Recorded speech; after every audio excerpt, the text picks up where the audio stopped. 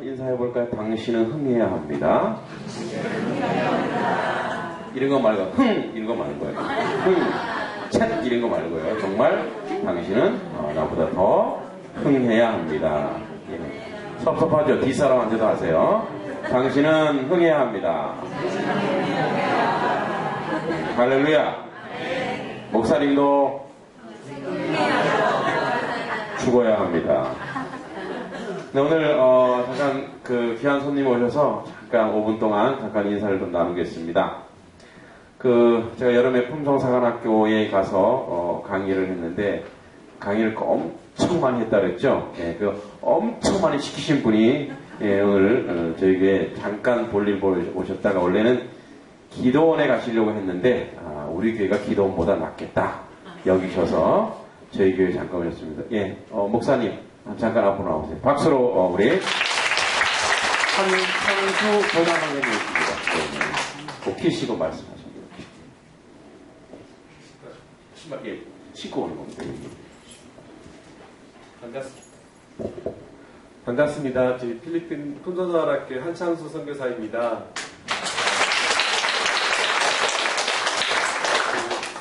주위에 여기서 한 300m 떨어진 직선거리에 볼 일이 갑자기 생겨서 왔고요. 왔는데 내비게이션 이렇게 치니까 300m뿐이 안 돼서 얼른 도착하자마자 목사님에게 저 명동입니다 이렇게 얘기했고요. 목사님께서 밥 먹고 가라고 했는데 그 밥 때문에 제가 지난 주일 그 설교 때 부산에서 설교하는데 한명교회 밥 얘기를 제가 잠깐 했거든요. 그래서 기쁜 마음으로 밥 먹으러 왔다가 또 기도회가 있다고 그래서 어차피 기도원 가려고 했는데 잘 됐다고 해서 기도하게 되었습니다. 오늘 된장국 너무 맛있었고요. 목사님 오셨는데도 제가 좋은 거 대접 못하고 그냥 학교에서 똑같이 드시게 하고 조금 전에 말씀하신 대로 죽어라 말씀만 전하게 했습니다. 밤에까지 계속 하셔가지고 고생스러웠고 저희 그 주변에 박유 시내 구경도 하나 못 시켜드리고 그냥 보내드려서 아이들도 또 다른 선교사님들도 서운한 마음이긴 합니다. 어쨌든 너무너무 그 귀한 목사님 저희에게 일주일 보내주셔서 저희가 새롭게 시작하는 한 해 아이들에게 풍부하게 나누어 줄 수 있도록 허락해 주셔서 감사합니다. 밤 얘기는 무슨 얘기냐면 요즘에 이제 그 한국교회만이 아니라 제가 한국에 오면 보통 한 열흘 정도 있으면 보통 살이 한 3, 4kg 정도 혹은 한 달 정도 있으면 한 10kg 가까이 쪄서 가는 것 같아요. 저희 학교는 밥상에 밥이 나오면 목사님 똑같이 드셨는데 밥 알까지도 다 드셔야 해요. 그러니까 곡물도 드셔야 되고요. 고추가 만약에 좀 크게 잘리거나 고춧가루가 좀 크게 갈리면 그 고춧가루까지도 다 먹어야만 합니다. 그건 뭐냐면 하나님께서 주신 귀한 음식이기 때문에 끝까지 다 먹어야 된다는 거이기도 하고요. 아이들한테는 그를 통해서 책임감을 가르쳐주기도 하고 합니다. 근데 요즘에 한국에 나와서 아이들 학교에 특히 급식하는 데 가보니까요. 밥을 거의 반은 버리더라고요. 급식하는데 애들 안 먹는 거 너무 많고 다 버리고 또 음식점에 가도 너무 많은 음식을 먹게 되는 거예요. 근데 말씀을 읽다 보니까요. 그 소돔과 고모라가 왜 망했니? 라고 하는 얘기인데 보통은 음란에서 망했다라고 되는데 성경 또 다른 한편에는 그들이 풍족하게 먹고 마시고 누려서 그들이 결국 망했다라고 되어 있거든요. 결국은 음란과 풍족함은 결국은 이어지는 것 같은 느낌이 들었습니다. 근데 제가 다 기억 못하지만 아까 주보를 잠깐 보니까 약하여야 2주의 문자 메시지가 제가 좀 머리가 나쁩니다. 옛날에는 IQ가 높았는데 요즘 점점 심해지는데 약해야 강하다는 그런 말씀입니다. 부족해야 더 갑자기 기억 안 납니다. 그래서 그 메시지를 보면서 결국은 같은 말씀을 하는구나 하는 마음이 듭니다. 여러분들 귀한 목사님은 제 아침이나 저녁이나 가끔씩 부스부스 문자로도 저에게 말씀을 주시기도 하는데 한 주 동안 같은 한 방에서 제가 목사님 모시고 살았거든요. 그래서 목사님의 모습들이 제게 자주 나타나기도 하고 혹은 어떤 생각을 하고 있다 보면 그 목사님 보내신 문자나 이런 게 같은 내용일 때가 있어서 영적으로 저희 선교지에 있는 필리핀에 있는 저희 교회나 또 또 한백교회가 같은 영을 모시고 또 살고 있구나, 같은 영으로 교제하고 있구나 하는 마음이 듭니다. 오늘 아침에도 목사님이 제 아침에 나타나셨는데요. 그건 어떻게 나타났냐면 아침에 일어나면 이제 무릎 꿇고 기도하시죠, 여러분들도요.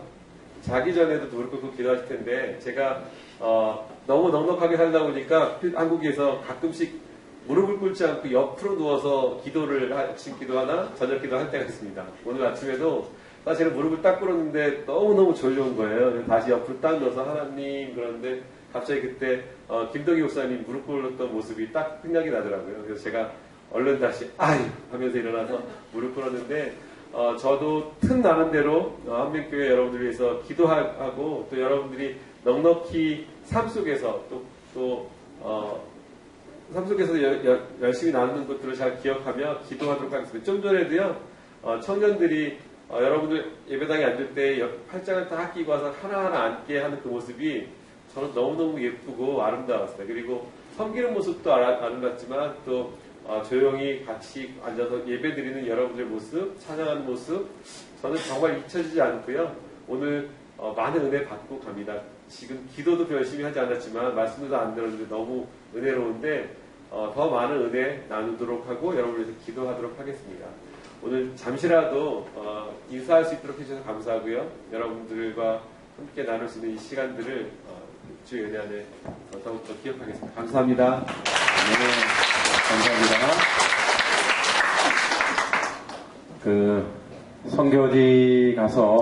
선교지 가면 이제 새벽 기도를 제가 안 하니까 그래서 너무 송구해서 일어나자마자 무릎 꿇은 척 했죠. 무릎 꿇고 기도하다가 나는 계속 자고 있었을 때도 있었습니다만 우리 선교사님은 그걸 계속 기도하는 거, 제가 코 고는 것을 방언으로 생각하시고 그러셨던 것 같아요. 하여튼 하나님의 은혜가 또 가득해서 또 귀한 선교사님이 또 한국에 나오셨다는데, 그리고 명동에 오셨다는데 그냥 보낼 수가 없어서 밥 한 그릇 먹고 가시라고. 그래서 오늘도 말씀도 먹어야 될 것 같습니다. 네, 오늘 이제 말씀이 말씀 안 읽었죠? 헷갈려서. 자, 요한복음 3장 22절부터 30절까지입니다. 요한복음 3장 22절로 30절, 시향성경 146쪽입니다. 3장 22절에서 30절 같이 한번 이 말씀을 함께 봉독하겠습니다. 시작. 그 후에 예수께서 제자들과 유대 땅으로 가서 거기 함께 유하시며 세례를 베푸시더라. 요한도 살렘 가까운 에논에서 세례를 베푸니 거기 물이 많음이라. 그러므로 사람들이 와서 세례를 받더라. 요한이 아직 옥에 갇히지 아니하였더라. 이에 요한의 제자 중에서 한 유대인과 더불어 정결 예식에 대하여 변론이 되었더니 그들이 요한에게 가서 이르되 랍비여, 선생님과 함께 요단강 저편에 있던 이 곧 선생님이 증언하시던 이가 세례를 베풀매 사람이 다 그에게로 가더이다. 요한이 대답하여 이르되 만일 하늘에서 주신 바 아니면 사람이 아무것도 받을 수 없느니라. 내가 말한 바 나는 그리스도가 아니요 그의 앞에 보내심을 받은 자라고 한 것을 증언할 자는 너희니라. 신부를 취하는 자는 신랑이나 서서 신랑의 음성을 듣는 친구가 크게 기뻐하나니 나는 이러한 기쁨으로 충만하였노라. 그는 흥하여야 하겠고 나는 쇠하여야 하니라. 아멘. 이제 요한복음을 우리가 계속 우리가 이렇게 묵상하고 또 함께 나누면서 다시 한번 좀 정리해야 될 부분들이 좀 있습니다. 이제 요한이 1장 1절에서는 어떤 개론서처럼 얘기하면서 사도 요한이 세례 요한을 자꾸 언급합니다. 그래서 이 사람은 하나님으로부터 보내심을 받은 사람이다. 그의 이름 요한이다. 그가 증언하러 왔다. 그는 증언자다라고 1장 5절부터 얘기하고 또 1장 14절 1장 쭉 내려가서 계속 요한에 대해서 얘기하고 2장에서도 요한에 대해서 얘기하고 또 3장에서도 또 요한에 대해서 얘기해요. 지금 요한은 세례 요한을 얘기하는 겁니다. 세례 요한에서 계속 언급하고 있습니다. 구조적으로 계속 예수님의 등장과 동시에 세례 요한이 같이 등장하고 있는 구조로 되어 있습니다. 그런데 오늘 유독 좀 이상한 부분이 있습니다. 예수님께서 제자들과 유대 땅으로 가서 거기서 함께 머무시면서 이제 예수님이 세례를 베푸시는 거예요. 자, 이 이전에는 예수님이 세례 요한에게 받으셨죠. 까먹으셨어요? 그죠? 세례 요한에게 스스로 예수님이 받으셨어요. 그리고 이제 예수님이 유대 땅에 머물면서 제자들과 함께 하시면서 예수님이 세례를 베풀고, 자, 그러면 예수님이 세례를 베풀면 이제 세례는 유대인들에게 한 명만 주면 되잖아요. 그래 안 그래요? 그렇죠? 그런데 또 누가 세례를 계속 주고 있냐면 요한도 살렘 가까운 에논, 이 살렘 가까운 에논, 이 에논을 잊어먹지가 않아요. 신대원 시험에 이거 시험에 문제 나왔거든요. 맞았게요, 틀렸게요? 틀렸어요. 논이란 데가 있나? 그런데 제가 보니까 나중에 이제 시험 보고 나서 공부한 거 보니까 에논 빨간 거 별표 막 쳐놨더라고요. 잘 까먹음 에논. 그런데 틀렸어요. 머리가 좋아서 틀렸어요. 자, 이 에논인데 이 에논이 사실 어디 있는지를 잘 몰라요. 그러나 요한도 살렘 가까운 에논, 살렘은 샬롬의 뜻입니다. 평화란 뜻에서 세례를 베푸니 거기가 물이 많았다 이런 얘기예요. 그러므로 사람들이 와서 세례를 받더라.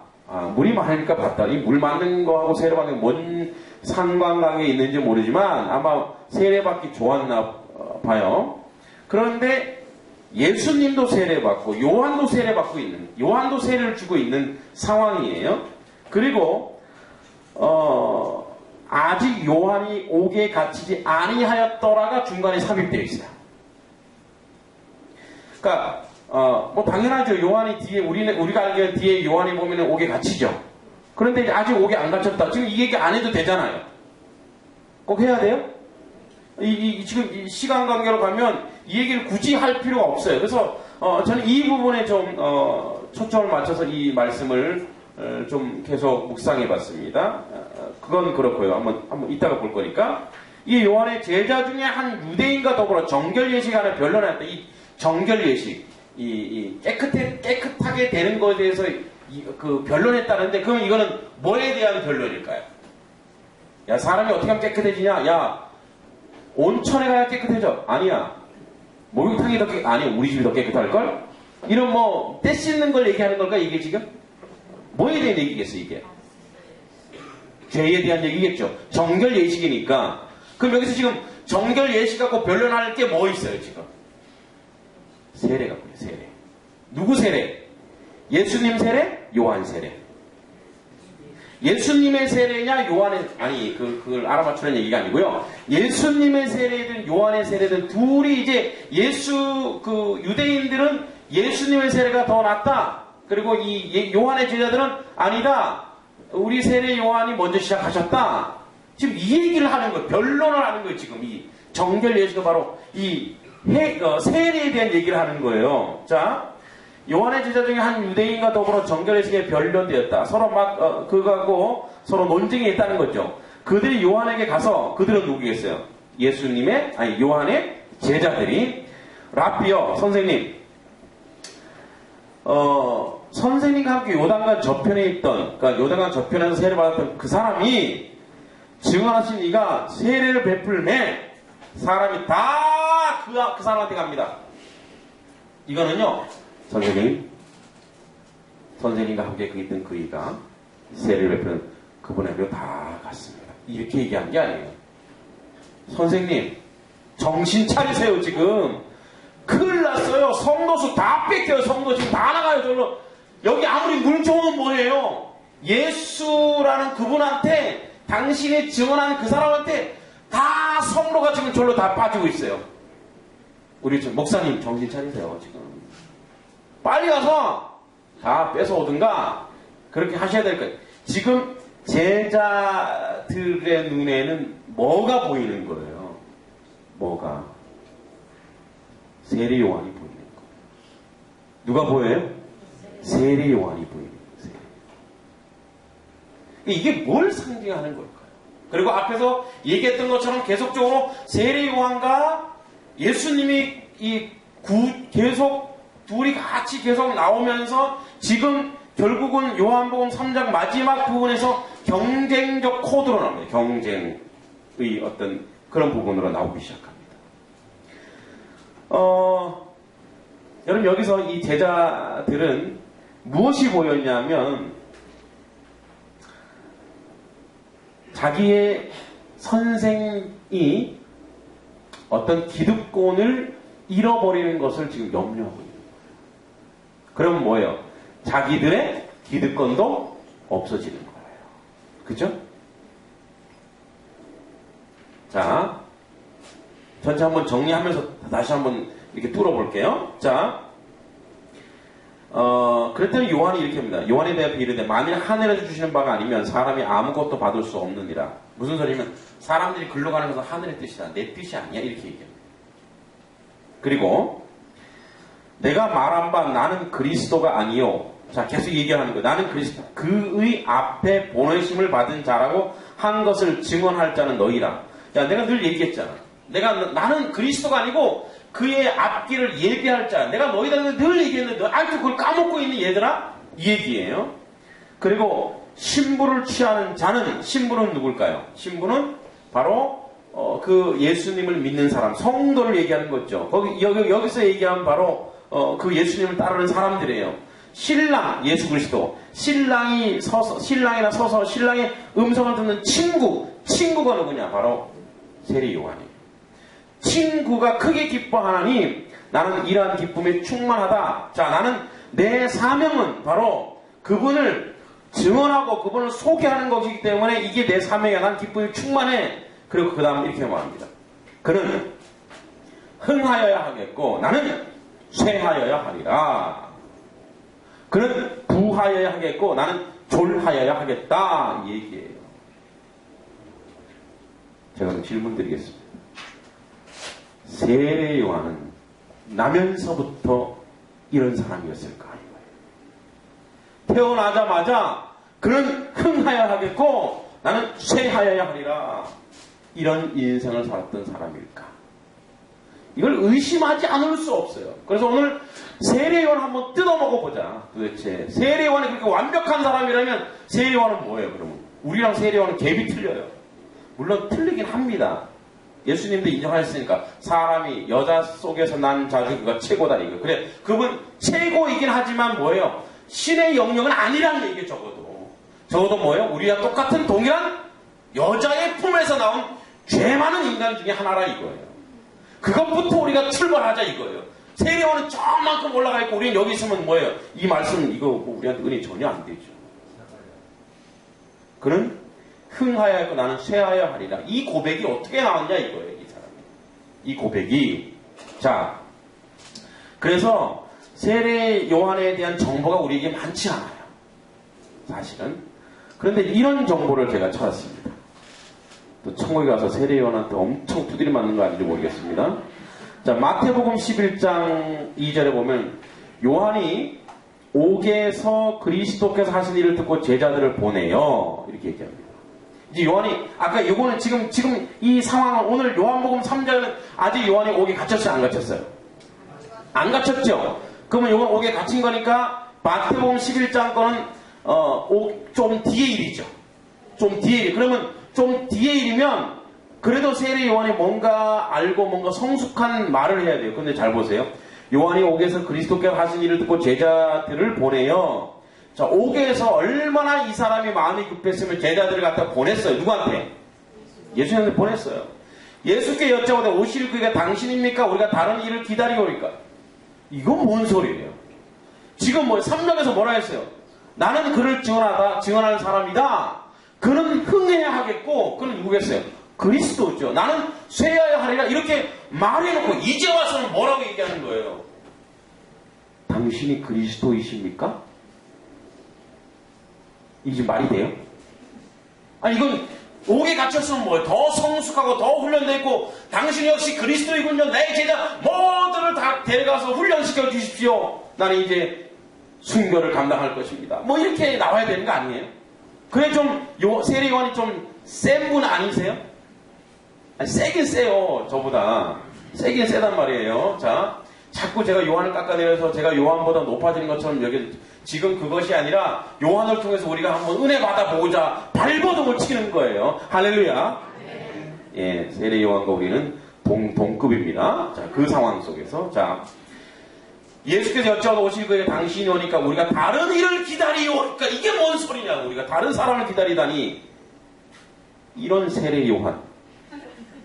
아니, 다른 사람을 기다리다니. 아까는 뭐랬어요? 당신은 흥미합니다. 라고 했죠. 예수께서 대답하여 이르시되 때 너희 가서 듣고 보는 것을 요한에게 알리되 너희 본대로 그대로 요한에 가서 얘기해라. 맹인이 보며 못 걷는 사람이 걸으며 나병한 자가 깨끗함을 받으며 못 듣는 자가 들으며 죽은 자가 살아나며 가난한 자에게 복음이 전파된다 하라. 누구든지 나로 말미암아 실족하지 아니하는 자는 복이 있도다 하시니라. 자, 요거 누구한테 하는 얘기일까요? 누구든지 나로 말미암아 실족하지 아니하는 자는 복이 있도다. 누구한테 하는 소리예요? 누구한테? 요한한테 하는 소리예요. 요한아, 너 뭘 모르겠니? 너는 내 앞길, 나를 증언하는 자야. 옥에 갇혀서 보니까 옥에 갇혀서 예수님이 들고 하는 걸 보니까 지금 예수님이 오셔서 메시아적 통치를 이루어야 되는데 보니까 어떻게 하고 있는 거예요, 지금요? 세리와 가난한 자의 친구요. 세리와 함께 먹고 마시고, 정말, 낮은 자들과 함께, 이런 모습을 보니까 뭐, 세리와 헷갈리는 거예요. 이게 지금, 마치 그리스도라면 뭔가 그 유대나 로마 전체를 장악하고 그 메시아적 어떤 그 위대함을 이렇게 보여야 하는데 이게 아니거든요. 그러니까 옥에 가니까 뭐 옥에 가니까 내가 괜히 지금 옥에 갇혔나? 다시 나가야 되나? 나가서 다시 어떻게 다시 그분의 길을 예비해야 되나? 자기 사명은 뭐라고 어렸을 때 들었고 성령에 의해서 들었어요. 거룩한 자, 메시아의 앞길을 예비하는 자인데 지금 이분이 메시아가 아니면 나는 어떻게 되는 거예요? 나는 나의 사명을 감당하지 못하는 자가 되잖아요. 그러니까 뭐예요? 그러니까. 자, 그래서 누구든지 나로 말미암아 실족하지 아니하는 자는 복이 있다. 너 실족했구나 이 소리예요. 세례 요한한테 다시 얘기하면 상처받았군. 상처받았어. 그러면서 하는 말이 자, 그들이 떠나면 예수께서 무리에게 요한에 대한 말씀은 너희가 무엇을 보고 광야에 나갔더냐? 바람에 흔들리는 갈대냐? 그리고 그러면 너희가 무엇을 보고 나갔더냐? 부드러운 옷을 입은 사람이냐? 부드러운 옷을 입은 사람 왕국에 있느냐?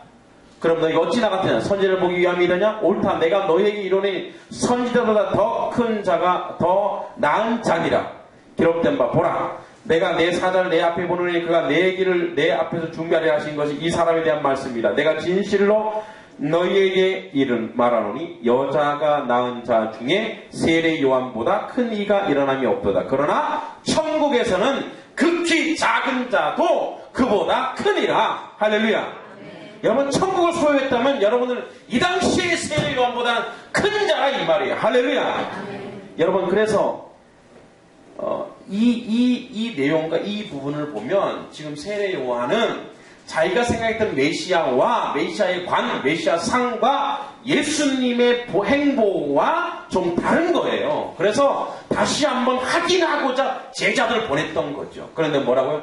보고 들은 대로 가서 얘기해라. 여기 메시아가 있다. 너는 이거 갖고 상처받으면 안 된다. 내가 할 일이 바로 지금 나는 내가 할 일이고 이것이 바로 내가 할 일이다. 라고 세례 요한한테 깨우침을 주는 거예요.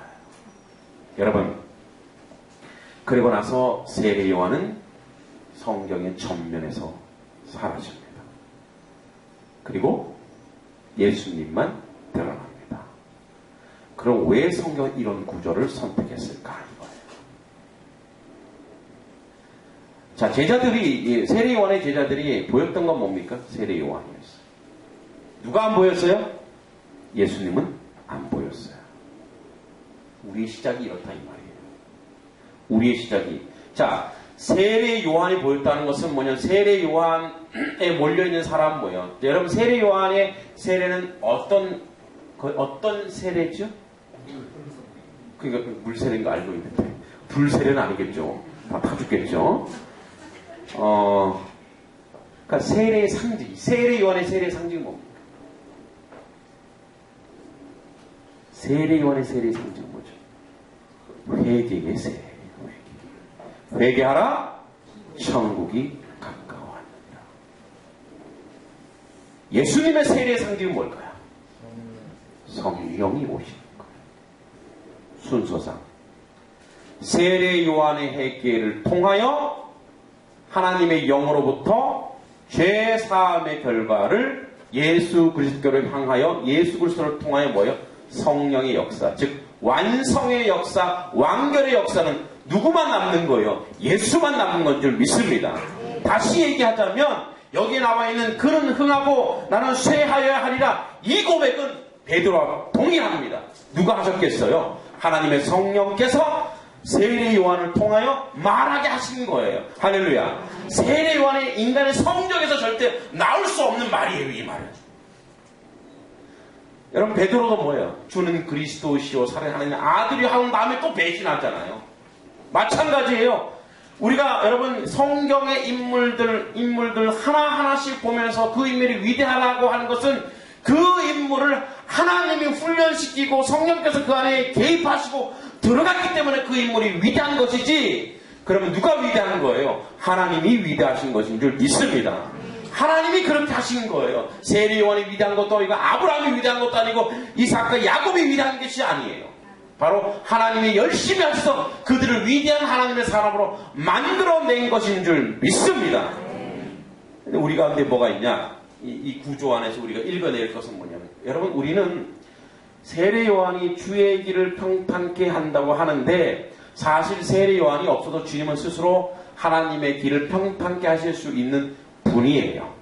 그럼에도 불구하고 주의 길을 평탄케 한다고 예수님이 그 뒤를 밟고 오신 것은 겸손을 상징하신 거예요. 예수님께서 뭐냐면 어디로 낮아지셨냐면 사람의 자리까지 끝까지 내려오신 거예요. 끝까지 내려오셔서 그들의 문화, 그들의 세대, 그들의 상황과 함께 동행하시고 동거하셔서 그들 가운데 오셔서 앞에 세례 요한이 필요 없는 분이 예수님이세요. 그러나 세례 요한을 앞세워 그를 세워가면서, 사람을 세워가면서, 그리고 그의 제자 12제자를 세워가면서 하나님의 나라를 이끄신 분이 예수 그리스도라, 이 말이에요. 할렐루야. 네. 동일하게 우리에게 이것은 적용됩니다. 오늘날 우리는 세례 요한이 보일 수 있습니다. 세례 요한은 다른 말로 하면 이겁니다. 여러분, 세례 요한이 사명에 붙들려 있었을 때는 그는 흥하고 나는 쇠하여 이렇게 말합니다. 그러나 다른 것으로 붙들려 있어서 그분이 정말 맞는지 의심하는 거예요. 여러분 오늘 우리가 헷갈리는 것이 뭐냐면 이런 거죠. 저도 이렇게 신학을 하고 목회자가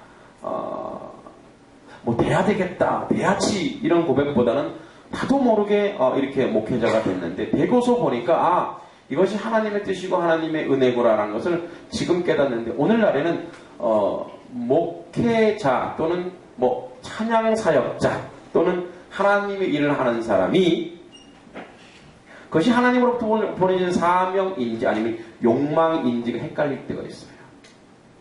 그걸 구분하는 방법이 있습니다. 그것이 하나님의 사명은 예수밖에 남지 않습니다. 욕망이면 자기 이름을 높이는 자리로 가는 거예요. 그리고 점점 뭐예요? 자기 이름이 높아져서 예수는 쇠하고 자기 자신은 흥하는 자리에 가는 거예요. 그런 면에서 여러분 우리가 교회의 일을 함에도 마찬가지예요. 교회의 일을 함에도. 지금 내가 교회의 일을 하는 것이 예수 그리스도만 남는가, 아니면 예수를 동원하여 예수의 이름을 동원하여 나의 이름이 더 높아지는가? 다시 얘기하자면 세례 요한의 제자들에게 보였던 욕망, 욕심, 랍비요, 저 사람한테 다 갑니다, 어떻게 좀 해보세요로 가는 것인가, 아니면 오직 예수만 남는가요? 우리 신앙은 그래서 어떻게 하냐면 세례 요한에서 예수로 나아가는 것이 우리의 신앙의 형태여야 된다는 거예요. 할렐루야. 여러분 때로는 우리 그럴 수 있어요. 우리 욕망일 수 있어요. 욕심일 수도 있고요. 하나님 우리 욕심과 욕망을 이용하시고 그걸 동원하셔서 결국은 하나님의 사람으로 만들어 결국은 우리 가운데 뭐예요? 하나님만 남게, 예수 그리스도만 남게 하는 그 원리가 이 가운데 있다라는 거예요. 그래서 결국은 뭐예요? 세례 요한이 고백하였던 주님만 남는, 주님은 흥하고 나는 쇠하여야 하리라, 이것이 세례 요한의 그 안에서, 그 내면에서 주의 성령이 말하신 것처럼 가장 천국에서 극히 작은 자의 고백처럼 우리의 삶의 고백이 이것으로 지금 향하고 있냐 이거예요. 이것으로 향하고 있을 때 그가 자기 삶에서 오직 예수만 남을 때 다른 세상의 모든 욕망과 욕구가 무너지고 예수 그리스도가 그 안에 그 삶 속에서 남을 때 하나님의 영광과 하나님의 은혜가 그 가운데서 그 뭐라고 얘기한다고요? 나는 기뻐하고 기쁨이 충만하다, 이렇게 고백할 수 있다 이 말입니다. 할렐루야. 여러분, 그래서 우리의 기쁨이 충만하다는 그 근거는 뭐냐면 내 안에 예수가 가득 차면 기쁨이 충만합니다. 그러나 내 안에 욕망과 욕구가 가득 차면 뭐예요? 불평, 불만과 아픔이 있을 뿐이에요. 물론 목사들이 가장 조심해야 될 이 부분입니다. 설교를 조금 한다거나 또는 뭔가 이렇게 은사가 있어서 그 은사를 막 해서 이것을 자기 것이냐, 자기의 본인의 욕구와 욕망을 채우고 명예를 채워가는데, 그래서 사실 오늘 궁극적으로 우리가 뚫어볼 이 말은 뭐냐면 명예욕이에요. 여러분, 인간의 명예욕은 굉장합니다.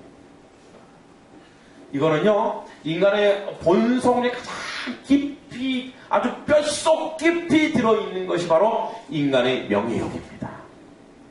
이걸 인정하십니까? 여러분, 이걸 지금 이 부분을 우리가 인정해야 됩니다. 그래서 정말 세례 요한은 이런 고백을 했다는 건 굉장히 무서운 겁니다. 이런 고백. 그러니까 그가 그 안에서 고백되어진 게 절대 그렇게 고백되어질 수가 없지요. 여러분, 누군들 여러분들의 이름이나 여러분의 자녀들의 이름이나 여러분 부모님의 이름이 모욕을 당하고 치욕을 당하는 걸 누가 좌시하겠습니까? 그렇죠? 그리고 만약에 여러분들이 살아가면서 여러분들이 이런 사람들로부터 칭찬과 명성을 듣는 것에 대하여 누가 그것을 거부하는 사람이 있겠습니까? 모두가 그것을 원하죠. 모두가 자기 이름이 드러나기를 원하는 거예요. 그래서 모두가 뭐예요? 세례 요한처럼 또는 그의 제자들처럼 그가 먼저 눈에 보일 수 있어요. 베드로, 요한, 야고보가 변화산에서 겪었던 그 일들을 우리는 겪을 수 있습니다. 내가 무엇을 봤다. 그러나 우리가 본 것은 오직 예수 그리스도만 남아야 되는 것이 바로 우리의 신앙의 현실이고 그것이 바른 신앙으로 가는 첩경이고 길인 줄 믿습니다. 그럴 때 우리 안에 온전한 기쁨이 충만하고 그럴 때 우리가 신앙생활이라는 그런 부분이 아주 본질적인 부분입니다. 그런데 우리는 우리의 삶의 많은 모습들 속에서 우리의 이름이 더러워지거나 우리의 이름이 무너진 것을 참지를 못합니다. 그죠? 그래서 내가 누군가에 의해서 이렇게 비판을 당하거나 욕을 먹으면 절대 참을 수 없죠. 그걸 알고 나면 어떻게 그 사람 꼭 찾아가죠. 그 휘필트와 웨슬리라는 감리교 창시자 존 웨슬리와 조지 휘필트라는 사람이 있는데 두 사람 목회 방법이 같았고 구령의 열정도 똑같았어요. 그러나 신앙에 대한 이해가 달랐습니다. 그래서 하루 이 두 사람이 신앙이 다르다는 사실을 알았던 한 사람이 휘필트에게 이렇게 질문했습니다. 목사님, 웨슬리 목사님과 신학적 진리에 대한 이해가 다른데 목사님께서 천국에 가시면 웨슬리 목사를 만나실 수 있을까요? 이렇게 물었어요. 그러자 휘필드 목사는 이렇게 대답했습니다. 아마도 우리는 천국에서 웨슬리를 보지 못할 것입니다. 왜냐하면 웨슬리는 하나님의 보호자 가장 가까운 곳에 앉아 있을 것이고 우리는 멀리 떨어져 있을 것이기 때문입니다. 이것이 바로 휘필드의 대답이었습니다. 여러분, 우리로부터 나오는 모든 대답, 그리고 우리부터 모든 생각, 그 근원이 바로 예수 그리스도만 우리 눈에 보인다면 우리가 얼마나 약하겠습니까? 그렇죠? 내 안에 예수 그리스도가 있다면 내가 얼마나 약한 존재가, 내가 얼마나 나약한 존재입니까? 그렇기 때문에 예수의 제자요, 예수를 닮은 예수의 제자라는 많은 사람들에 대한 나의 반응은 뭐냐? 나는 당신보다 낮고 낮은 자리에 있는 자입니다. 나는 부족한 자입니다. 나는 못난 자입니다. 그래서 우리는 이 세상의 가장 위대한 지혜는 뭐냐면, 가장 고상하고 가장 유익한 독서는 뭐냐면 자기 자신을 읽는 거예요. 그래서 오늘 이 세례 요한을 보면서 우리는 우리의 그 정체감을 좀 알아요. 우리의 그 명예욕과 우리의 그 우리를 드러내고자 하는 그런 욕심이 가득 차 있어요. 여러분, 이걸 어떻게 빼낼 수 있을까요? 지난 수요 예배 때도 제가 9계명 얘기했죠. 거짓 증거하지 마라. 여러분, 우리는 거짓말을 안 해야지. 아닙니다. 우리는 거짓말 먹고 마시고 살고 있어요. 하루에도 수십 번씩 거짓말하죠. 어떻게 거짓말을 우리가 빼낼 수 있다고 그러겠습니까? 그것은 뭐예요? 나를 인정하는 것밖에 없어요. 주여, 나는 죄인입니다. 정직한 영을 내 안에 주십시오. 다시 얘기하자면, 주여, 나는 세례 요한의 제자로서 내 안에 명예욕과 내 안에 내 이름을 드높이고자 하는 것, 그리고 나보다도 예수님보다도 나를 드높이고자 하는 그 모든 욕구와 욕망이 내 안에 너무나 가득해서 주님이 내 속에 들어올 요만큼의 틈도 없습니다라고 내가 철저하게 고백하는 수밖에 없습니다. 뭐 그런 가요가 있죠. 내 속에 내가 너무 많아서. 그렇죠?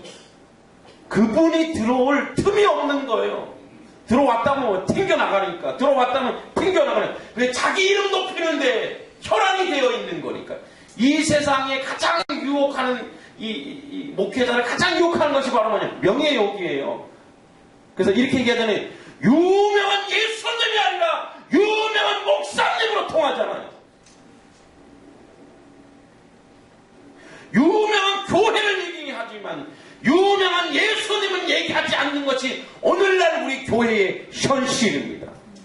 이것을 무너뜨리지 않으면 우리는 여전히 세례 요한의 제자처럼 거기 머물러 있는 거예요. 저기 지금 세례 받으러 갑니다. 빼와야 됩니다. 이걸로 가는 거예요. 저 교회는 지금 남의 교회로 갑니다. 목사님 빨리 빼오세요. 남의 교회 오는 것에 대하여 잘 알았습니다. 이렇게 얘기하잖아요. 그 교회도 하나님의 교회요. 예수 그리스도가 살아있는 교회라 이 말이에요. 우리가 그걸 망각한다면 개교회 중심주의. 그래서 누구 이름을 높이는 거예요. 전도가 비즈니스가 되는 거예요. 전도가 사람을 끌어다 앉히는 거예요. 그 사람이 잘하게 하고 성숙하게 하고 그 사람이 양육을 통해서 그 사람을 이렇게 세워서 나가게 하는 것에 혈안이 되어 있어야 돼, 목회자는요. 그러나 그것이 아니라 사람 많이 불러 모아서 사람 많은 그리스도인이 많은 교회가 진짜 교회인 줄 믿습니다. 사람 많은 교회가 아니라 그리스도인이 많아지기 위하여 서로 훈련하고 서로 애쓰는 자리. 그래서 뭐예요? 그들이 오직 예수만 눈에 보이는 자리, 예수의 제대로 만들어내는 것이 교회의 본질이고 그리스도가 핏값 주고 사신 교회의 회복인 줄 믿습니다. 오늘 우리 한명교회는 그 자리에 서 있기 바랍니다. 우리는 어떤 자리? 우리 기쁨이 충만하여 주님이 흥하고 우리는 약한 자리. 그래서 말하고 우리 약할 때 그때 비록 우리가 강해지는 거예요. 나는 없다고 얘기할 때 주 나는 부족합니다. 나는 아무것도 할 수 없습니다.